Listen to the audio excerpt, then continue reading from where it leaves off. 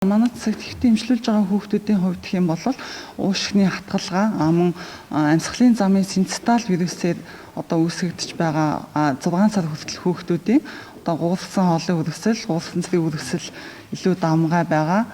Энэ маань болохоор ер нь уушгины хатгалгаатай адилхан шинж тэмдгээр явагддаг.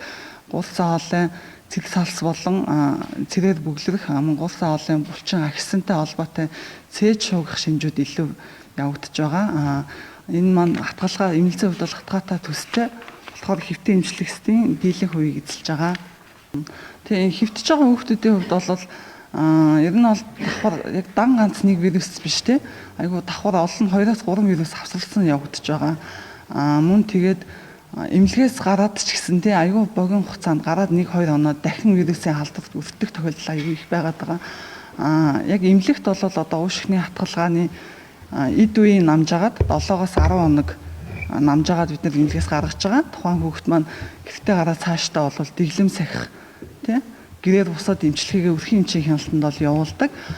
Эмнэлгээс гараад дахиад 1-2 хоногтой гэрт нь ямар нэгэн ханиадтай вирусын халдвартай хүмүүс байгаад дахин халдвар аягүй их авч давтан хөвтөл бас их байгаад байна.